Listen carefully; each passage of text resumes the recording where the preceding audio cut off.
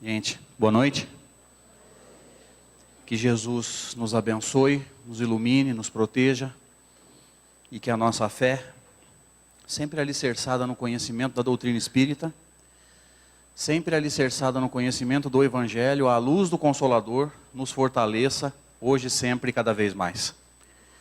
Então, antes de começar a nossa conversa, antes de entrar no assunto que nos traz ao Allan Kardec essa noite, eu queria agradecer a oportunidade que vocês estão nos dando e dizer que nós estamos muito felizes de poder retornar, de poder rever amigos e de poder compartilhar esse pouquinho que nós sabemos sobre a doutrina espírita. Como dizia J. Herculano Pires, em termos de doutrina espírita, ninguém sabe nada ou quase nada. Eu gosto muito dessa frase dele. Já que ninguém tem condições de se dizer um profundo conhecedor da doutrina espírita, a gente vem trazer um pouquinho do muito pouquinho que nós sabemos sobre essa doutrina. E nós vamos conversar na noite de hoje sobre a parábola das 10 virgens. Uma parábola contada por Jesus. E nosso objetivo é tentar entender qual foi o recado que Jesus tentou nos dar quando contou essa parábola. Evidentemente, é um texto envolvido numa linguagem simbólica, como toda parábola, como toda linguagem, quase toda a linguagem que Jesus usou. E nós precisamos entender esse simbolismo para poder saber o que Jesus está tentando nos passar quando conta essa parábola. E ela nos permite, no mínimo, 2 linhas de abordagem. E a ideia é, com o desenvolvimento da nossa conversa, que da primeira abordagem a gente consiga deduzir a segunda. E a primeira abordagem que nós vamos tentar entrar é a parábola em si. Vamos tentar encontrar as sutilezas do texto, pelo menos aquelas que nós já conseguimos identificar dentro dos nossos parcos conhecimentos. E dentro dessa abordagem, dessas sutilezas, tentar deduzir a segunda abordagem. Vamos dar uma olhada na parábola então, citada pelo evangelista Mateus, dos versículos, entre os versículos 1 e 13, e é interessante porque só Mateus cita essa parábola. Marcos não cita a parábola das 10 virgens no seu texto, Lucas não cita a parábola das 10 virgens no seu texto, e João Evangelista, nós sabemos que o caminho que João Evangelista escolheu para narrar a encarnação de Jesus entre nós, foi completamente diferente dos outros. E Emmanuel fala sobre isso no livro Consolador. O texto escrito por João Evangelista, que popularmente nós chamamos de o Evangelho de João, embora metodologicamente esse termo não seja correto, o Evangelho de João, ou o texto escrito por João, ele é completamente diferente dos outros textos. Mas dentro dos 3 primeiros textos, Mateus, Marcos e Lucas, que seguem mais ou menos o mesmo caminho, só Mateus citou a parábola das 10 virgens, que nos diz o seguinte, e cada trechinho grifado é uma entrada na interpretação. Jesus diz: pois então o reino dos céus será semelhante a 10 virgens que, tomando suas próprias lâmpadas, saíram ao encontro do noivo. 5 delas eram tolas e 5 prudentes, pois as tolas, ao tomarem suas lâmpadas, não levaram consigo o óleo de oliva. As prudentes, porém, levaram óleo de oliva nas vasilhas com as suas próprias lâmpadas. Olha Jesus caracterizando por que ele estava chamando 5 virgens de tolas e 5 de prudentes ou sábias. Um segundo trecho da parábola nos diz: e tardando o noivo, todas cochilaram e adormeceram. Mas à meia-noite houve um clamor: eis o noivo, saí ao seu encontro. Então todas aquelas virgens se levantaram e prepararam suas próprias lâmpadas. As tolas disseram às prudentes: dai-nos do vosso óleo de oliva, porque as nossas lâmpadas se apagam. E as prudentes responderam dizendo: de modo algum, talvez não seja suficiente para nós e para vós. Ide antes aos que vendem e comprai para vós mesmas. Deixa eu fazer uma pequena observação aqui. Se nós lermos essa última frase grifada ao pé da letra, sem entender o simbolismo, Jesus está dizendo que 5 virgens tinham uma reserva de azeite e não quiseram emprestar para as outras. Se você ler isso ao pé da letra, não dá a impressão que Jesus está estimulando o egoísmo? Me ajuda, por favor. Dá. Será que Jesus estimula o egoísmo? Não leia ao pé da letra.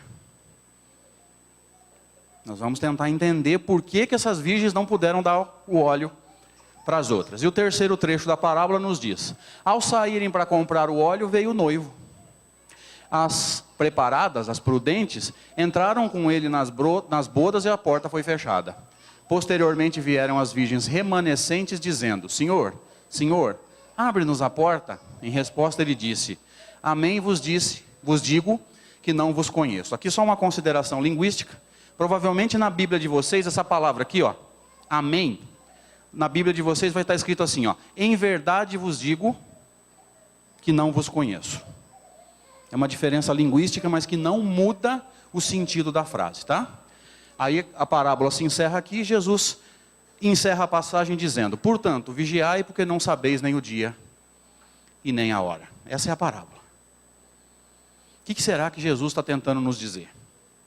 Dentro desse simbolismo e dentro dessa forma de contar histórias do judaísmo do primeiro século, que evidentemente não tem nada a ver com a nossa maneira de transmitir uma mensagem no lado ocidental do planeta e no século 21. O que será que Jesus está tentando nos dizer?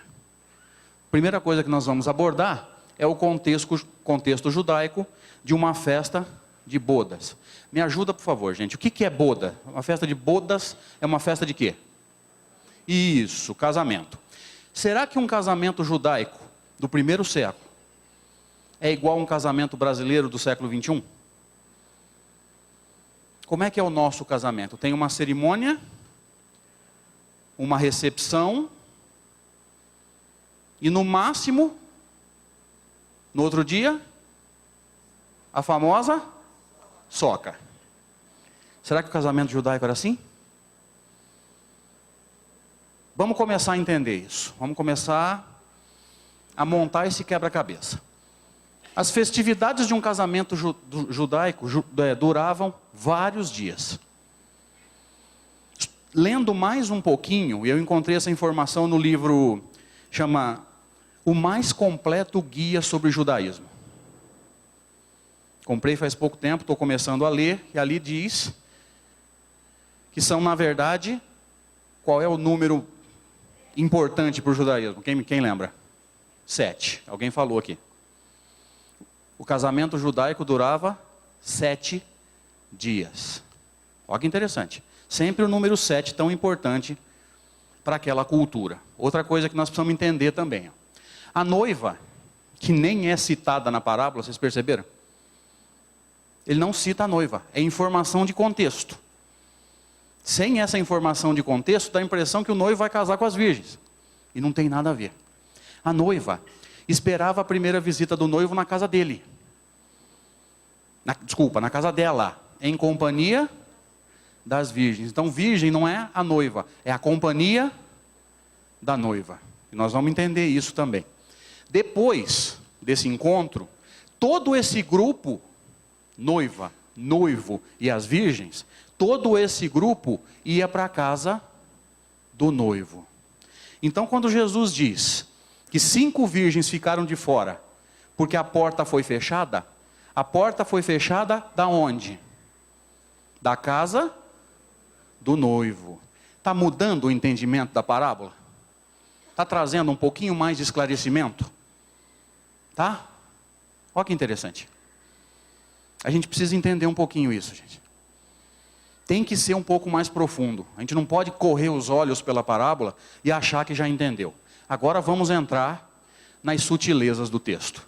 Primeira coisa que nós queremos discutir com base bíblica, com base séria, sem achismo, sem subjetivismo, é o termo virgens. Hoje, século 21, 2013, quando nós pensamos em virgens, virgindade, o que vem na nossa cabeça? Primeira coisa. Me ajuda, por favor.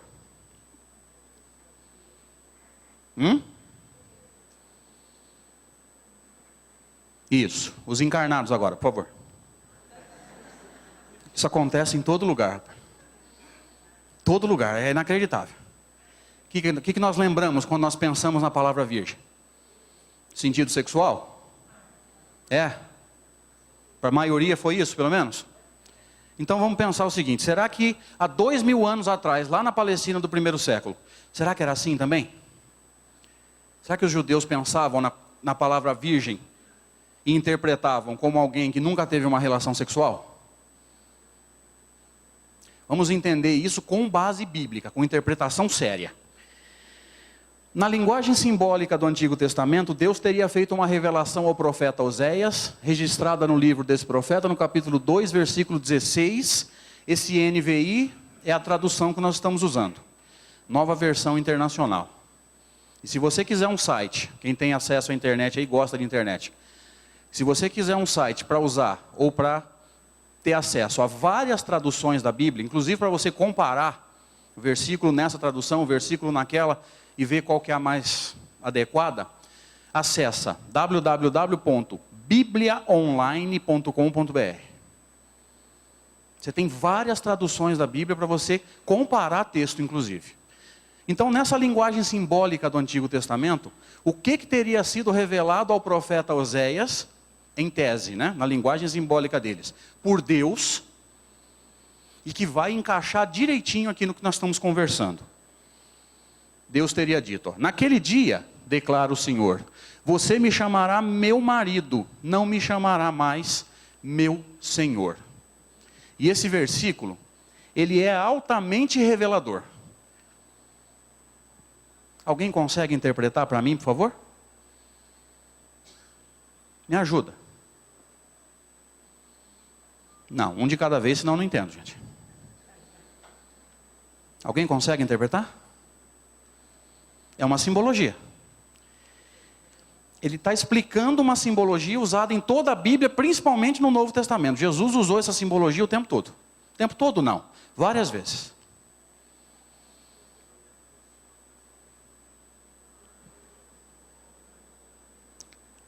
Simbolicamente, a relação do homem com Deus na Bíblia, ela é simbolizada por um casamento. Porque eles não tinham como expressar essas relações transcendentais. Eles tinham que comparar com alguma coisa bem concreta do dia a dia. Qual é a relação mais concreta que tinha para comparar? O casamento. A relação do homem com Deus na Bíblia, ela é simbolicamente comparada com um casamento. E esse versículo prova isso. Um dia nós vamos ter méritos, não mais para chamar Deus de Senhor ou de Pai, mas para chamá-lo de marido. Mas André, por que marido se eu encarnei homem? Sempre tem um machista, né? Por que marido? É simples. Porque nas analogias bíblicas, Deus é um pai. Se ele é pai, ele é homem. Simbolicamente, espiritualmente, nós somos a esposa. Não seja machista.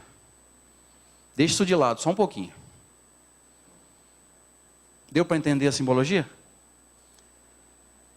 Nessa simbologia, o casamento é o símbolo da união do homem com Deus. E entendendo essa simbologia do casamento, nós vamos entender o conceito de virgindade, adultério e prostituição, que são termos usados na Bíblia o tempo todo. Se você for fiel no seu casamento com Deus, na linguagem bíblica, você é uma... Está escrito lá em cima em vermelho, para facilitar. Virgem. Deu para entender? Tem nada a ver com relação sexual. Esquece isso. Se nós formos fiéis na nossa relação com Deus, na linguagem bíblica nós somos virgens. Virgindade na Bíblia está ligada à fidelidade.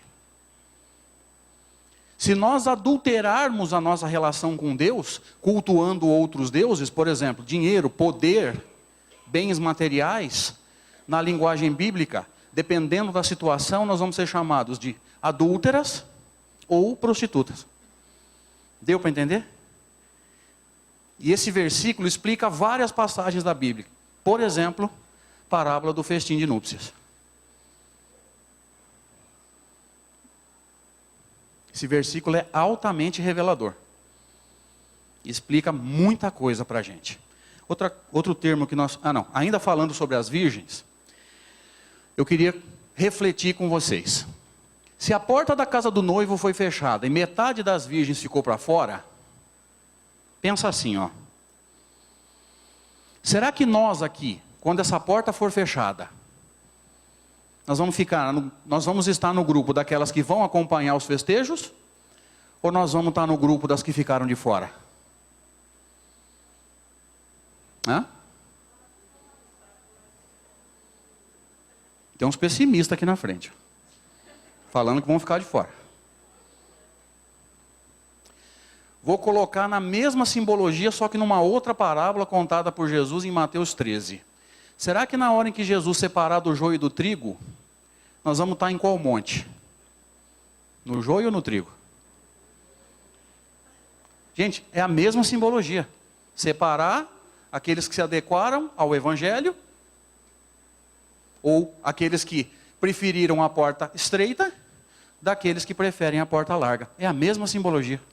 Mesma situação. Será que nós vamos poder acompanhar essa festa? E daqui a pouquinho nós vamos ver que festa é essa? Trazendo isso para termos da codificação de Kardec.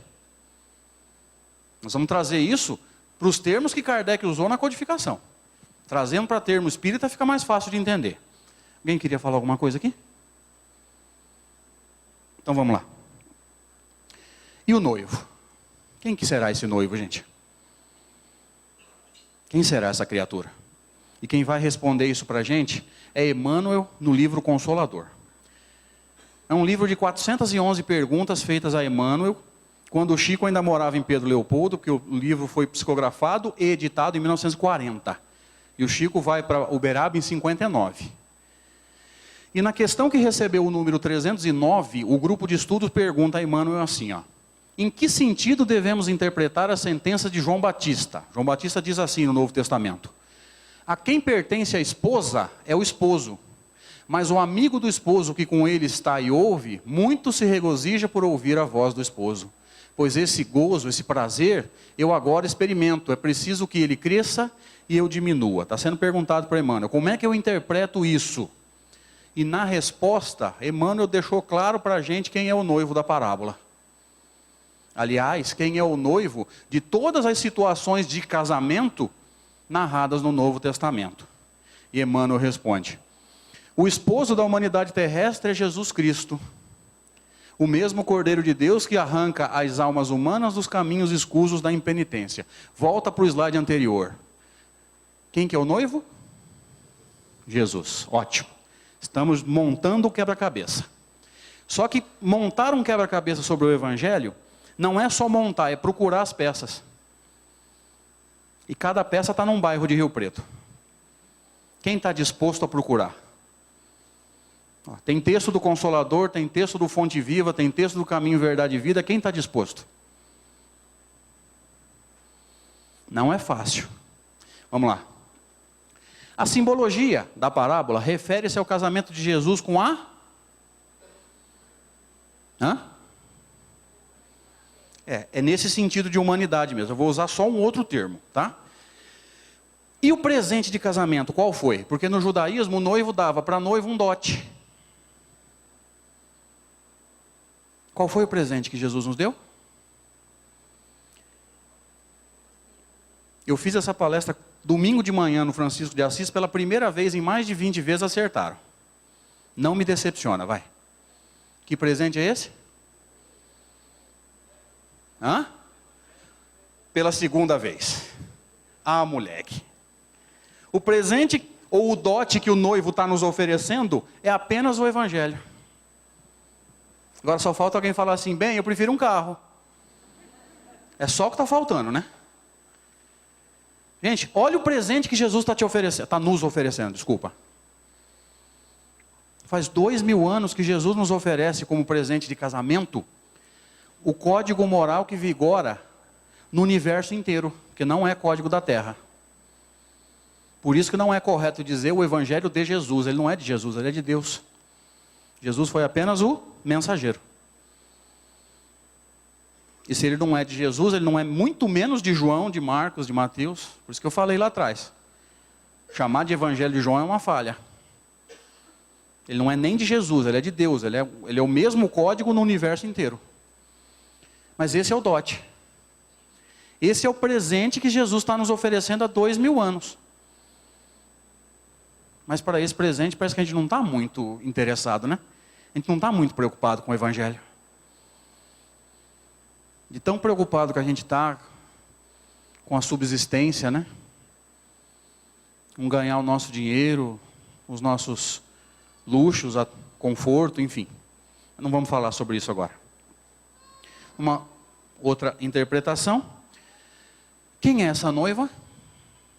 Falar em humanidade. O sentido é mais ou menos esse mesmo, tá?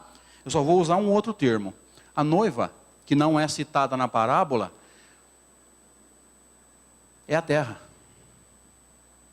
Agora vamos entender bem por que eu citei esse termo aqui, ó. Não só a cristandade. Por que eu citei esse termo? Quando eu resolvi escrever essa palestra, a convite do Navarro, diga-se de passagem, que ele foi tão simpático que ele me convidou para a Semana Espírita, por mês espírita dele, e falou assim: só que eu quero uma palestra que você não fez em lugar nenhum.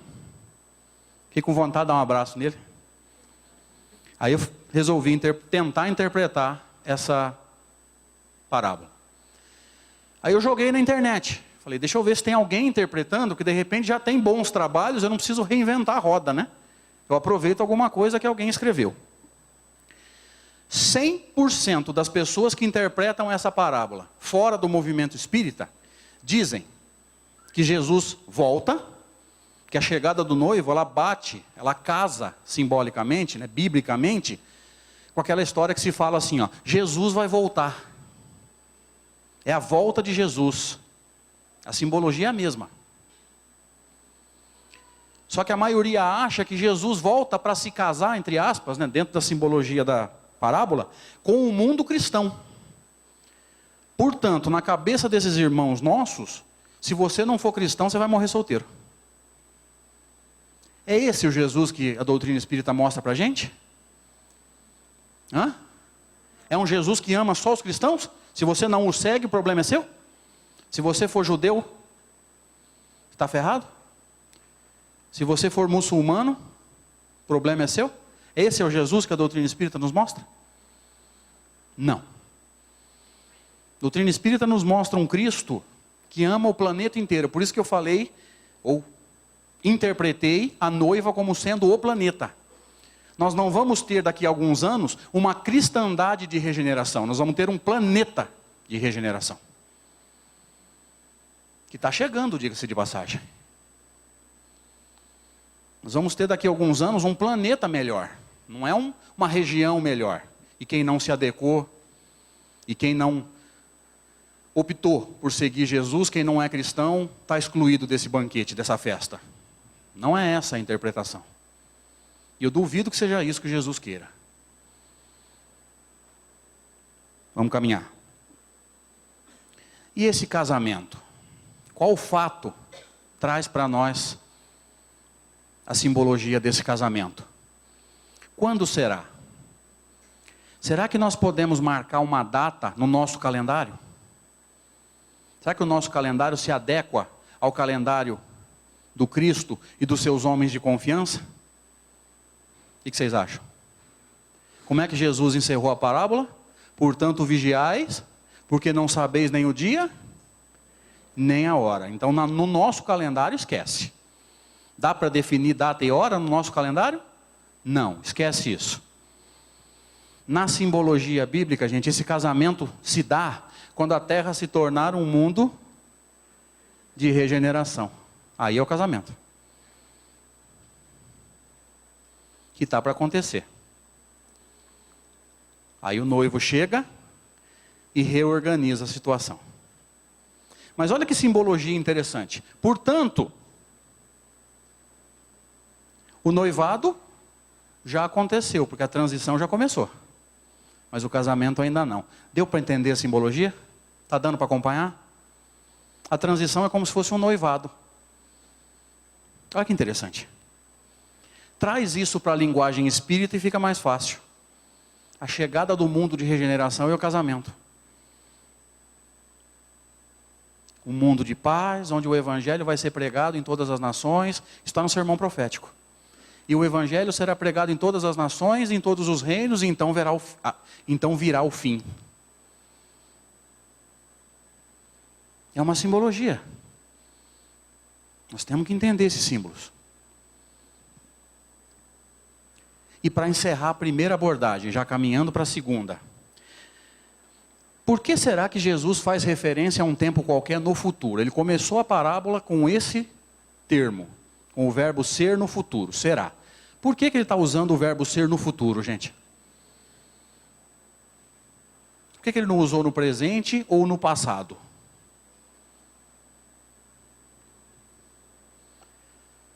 Por que será futuro? Dá para entender? Nós vamos entender. Embora a gente não consiga definir uma data no nosso calendário, mas tem uma época certa para isso acontecer? Ou será que o planeta é um navio desgovernado? Tem uma época certa? Tem ou não? A gente não consegue definir, mas tem? Gente, Emmanuel chega a falar para a gente no livro A Caminho da Luz, lá no finalzinho, que os cristos do sistema solar se reuniriam pela terceira vez para definir ou para planejar a transição pela qual nós estamos passando. Aí eu ficava batendo cabeça, rapaz, eu não conseguia entender. Eu falei, mas peraí, a transição é da Terra. A Terra está em transição, e faz tempo. Por que reunir os cristos? O que os outros cristos têm com isso? E ninguém conseguia me explicar isso assim, de forma consistente, doutrinariamente assim, que me convencesse. Um belo dia eu estava folheando o livro A Gênese, lá no capítulo 18, tem um texto de Aragô, que fala assim, o Aragô fala assim, os planetas reagem sobre os planetas, lembra desse texto? Alguém lembra de ter lido? Os sistemas solares reagem sobre os sistemas solares. As constelações reagem sobre as constelações, as galáxias reagem sobre as galáxias.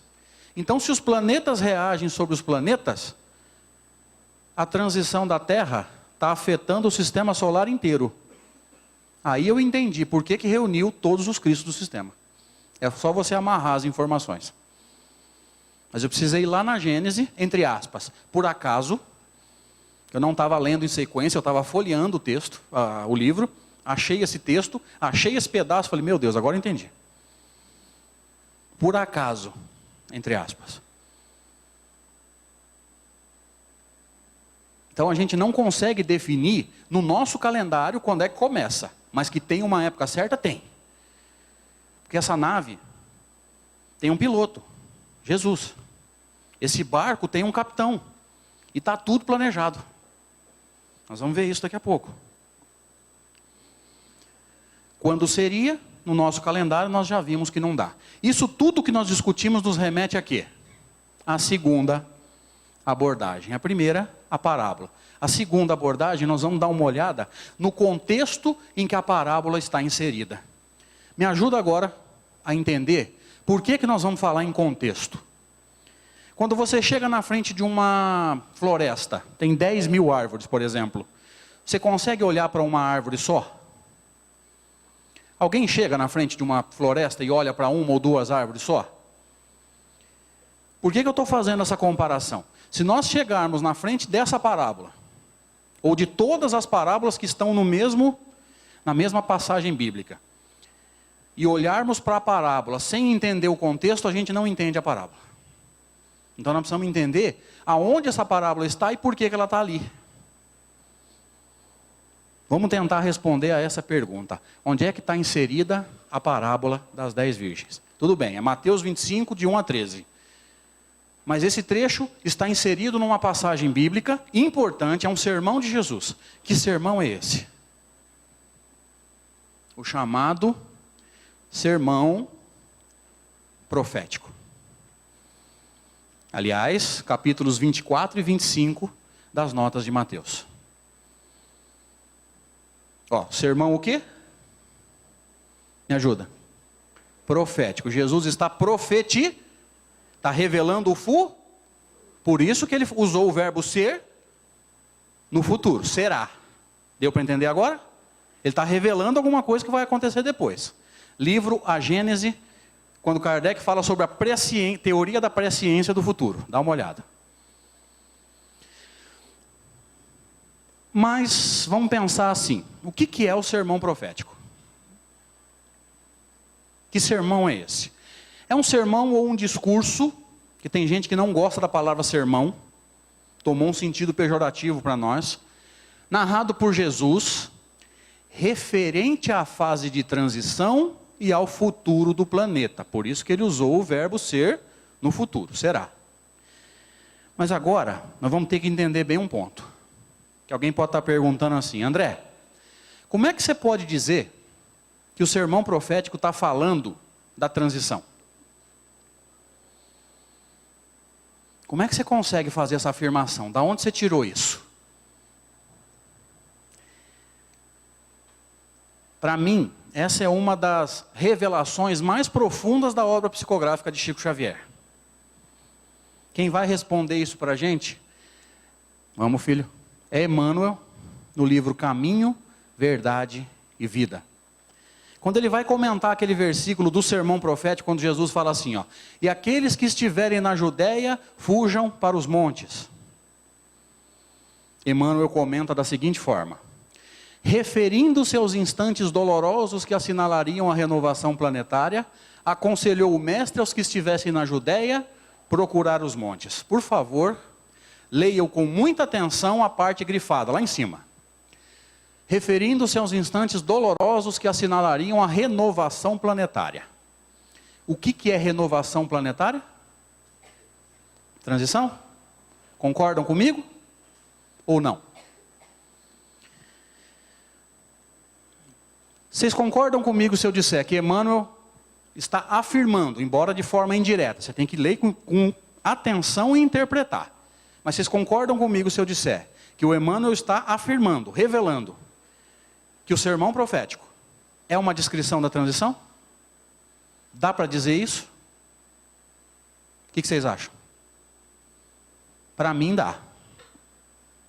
Referindo-se aos instantes dolorosos que assinalariam a renovação planetária. Para mim, Emmanuel deixou claro, quando Jesus narra o sermão profético, ele está descrevendo a transição, pela qual nós estamos passando. Em todo caso, eu vou deixar a interrogação aqui. Como ninguém é obrigado a concordar e não tem dono da verdade, eu deixo a interrogação. Vai ficar em aberto. Embora a minha opinião seja declarada. Para mim, Emmanuel foi claro.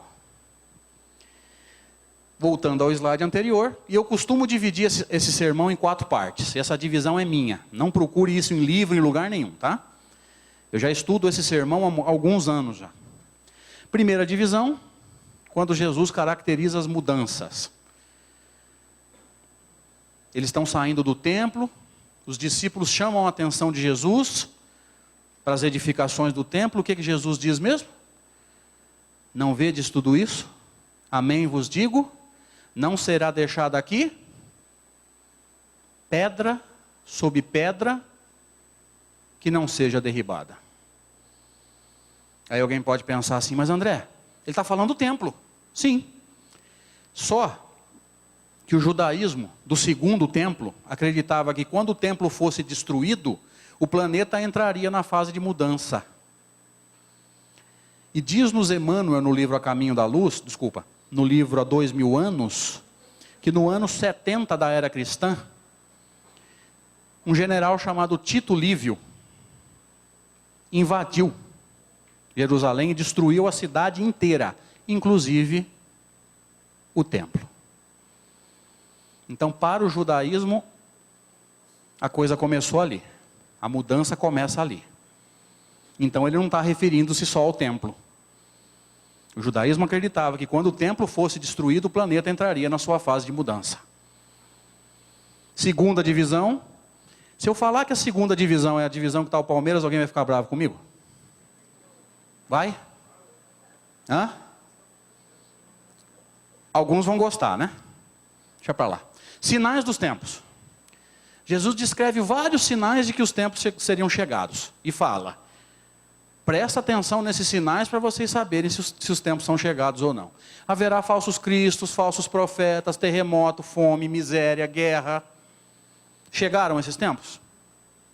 Sim ou não? Terceira divisão, ou terceira parte, recomendações. Jesus nos dá várias recomendações, gente. Quem estiver na Judéia, fuja para os montes. Quem estiver no telhado, não volta para pegar suas coisas dentro da casa. Quem estiver no campo, não volta para a cidade. Tudo de forma simbólica, nós temos que entender, mas são recomendações. E a quarta parte, ou quarta divisão, as nossas obrigações. E ela está sendo grifada, porque é aqui que nós vamos encaixar todas as parábolas que estão dentro do sermão. Inclusive a parábola das 10 virgens. Sabe por quê? Porque nós percebemos que Jesus narrou as nossas obrigações, as obrigações dos verdadeiros cristãos, aqueles que foram definidos como sal da terra, lá em Mateus 5,13, lembra? Vós sois o sal da terra. Se o sal perder o sabor, com que salgareis? Jesus narrou as nossas obrigações no sermão profético em forma de parábola.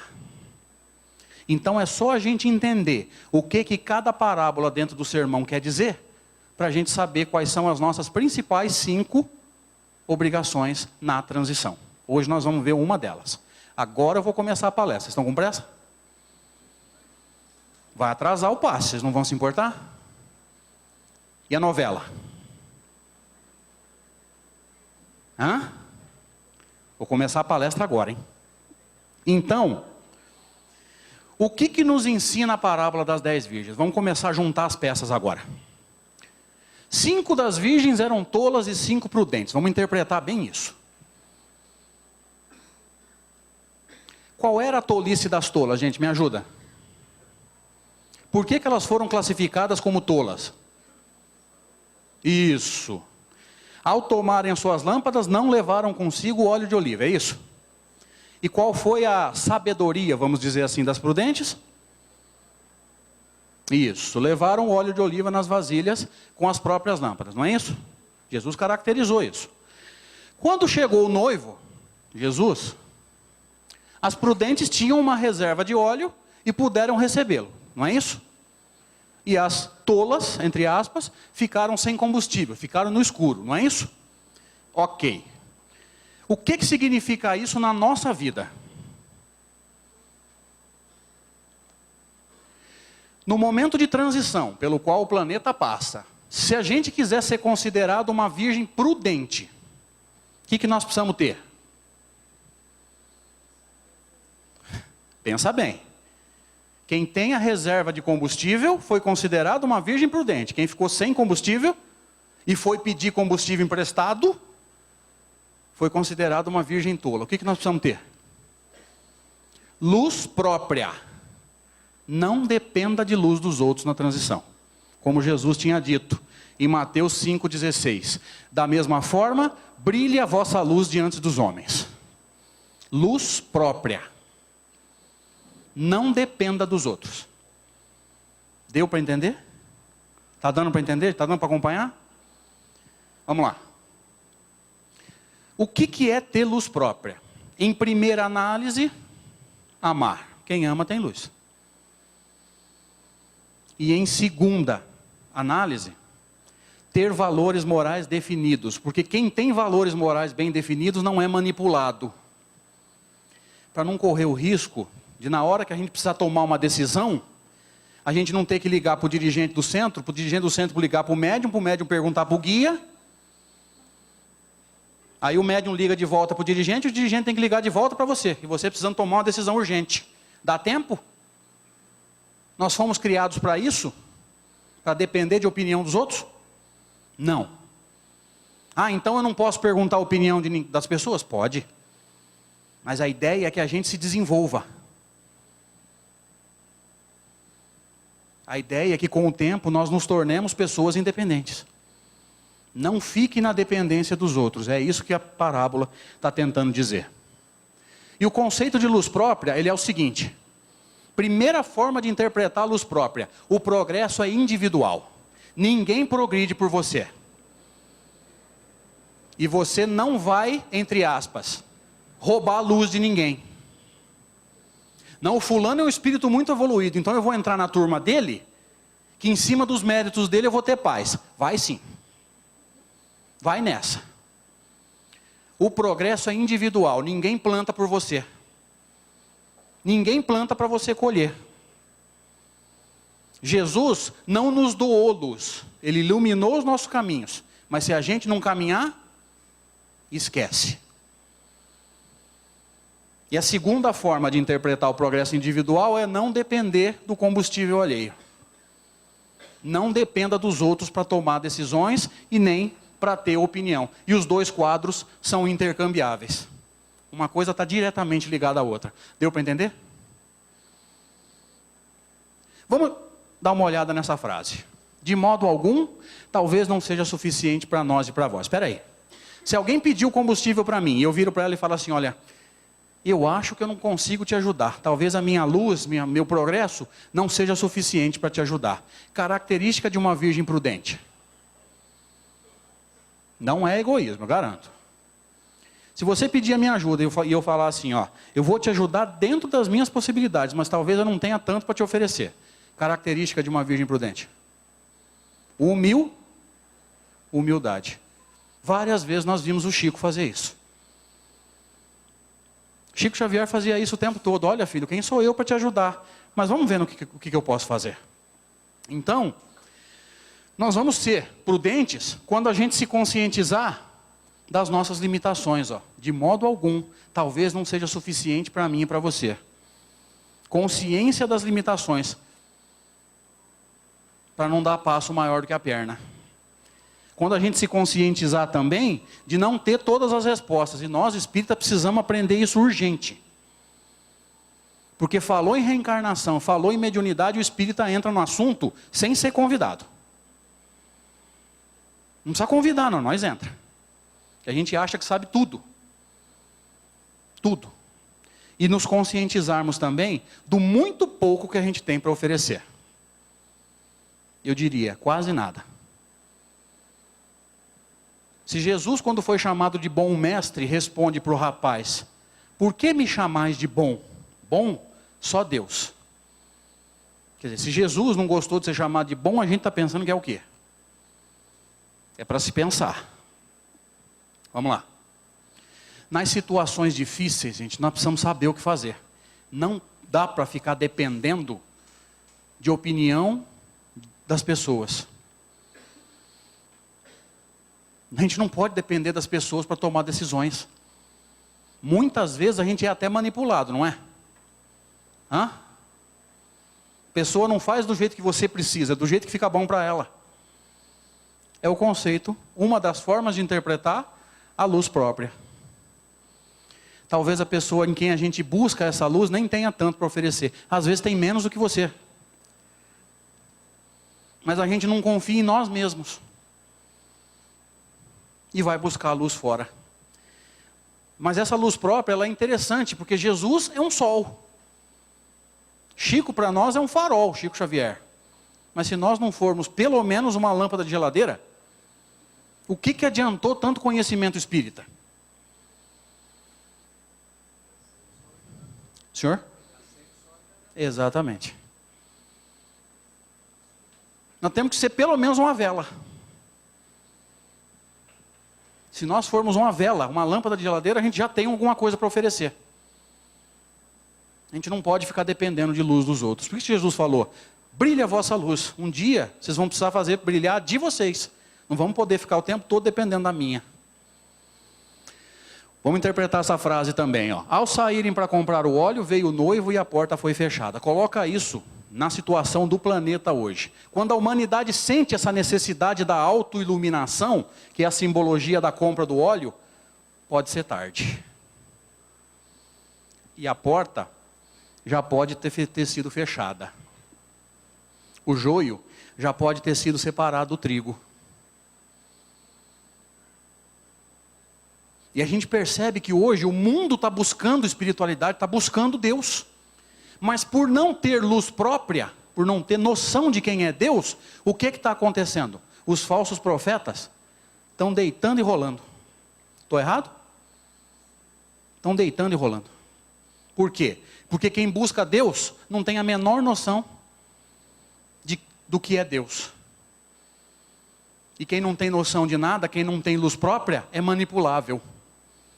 Então quando Jesus fala no mesmo sermão profético, haverá falsos cristos e falsos profetas, era para a gente estar de olho aberto, prestando mais atenção. Era para a gente estar mais vigilante. Outro caminho de interpretação, nós vamos amarrar agora os dois grupos de virgens com essa pergunta do Livro dos Espíritos, 642. Para agradar a Deus e assegurar a sua posição futura, bastará que o homem não pratique o mal? Será que se eu deixar de fazer o mal, eu já me adequei à lei de Deus? Só deixar de fazer o mal? Resposta, não. Cumpre-lhe fazer o bem no limite das suas forças, porquanto responderá por todo o mal que haja resultado de não haver praticado o bem. Agora amarra isso com os dois grupos de virgens. Pula, filho. Quem são as virgens tolas? Todo e qualquer religioso que na tentativa de espiritualizar-se, apenas deixou de fazer o bem. É suficiente? Desculpa, apenas deixou de fazer o mal. É suficiente? Tem luz própria? Não. E quem são as virgens prudentes? Toda e qualquer pessoa que busca Deus na religião e que na tentativa de espiritualizar-se aprendeu a amar. Desenvolveu luz? Quem aprendeu a amar desenvolveu luz. Deu para entender? Amarrando com a questão 642. E para encerrar. O que será essa tal de meia-noite? Será que é meia-noite relógio? Não. Vamos lá. É uma simbologia, vamos entender bem isso. Segundo a tradição, em que hora Jesus nasceu? Que hora que nós comemoramos o Natal desconsiderando o horário de verão?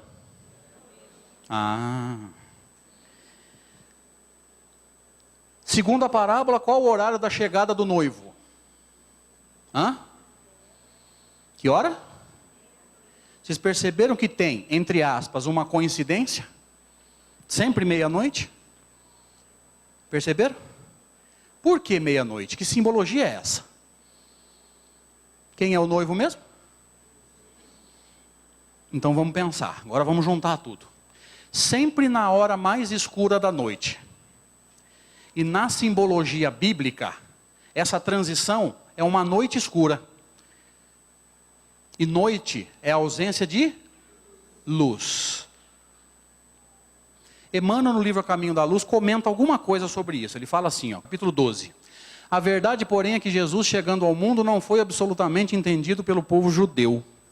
Presta atenção agora. Os sacerdotes não esperavam que o Redentor procurasse a hora mais escura da noite para surgir na paisagem terrestre. Segundo a sua concepção, o Senhor deveria chegar no carro magnificente de suas glórias divinas, trazido do céu à terra, pela legião dos seus tronos e anjos. Deveria humilhar todos os reis do mundo, conferindo a Israel o cetro supremo na direção de todos os povos do planeta. Deveria operar todos os prodígios, ofuscando a glória dos Césares. Vamos dizer assim, a maior parte do judaísmo esperava um Messias briguento, guerreiro, para expulsar o Império Romano daquela região e para fazer do judaísmo o novo Império Romano. Eles não queriam liberdade, eles queriam ter o poder que Roma tinha. Volta para o slide anterior. Sempre na hora mais escura da noite, quando as trevas parecem mais densas, em termos de planeta Terra, parece que está tudo perdido. Pensa na violência, pensa no egoísmo, pensa na impaciência das pessoas. Parece que Jesus perdeu o controle? Dá impressão?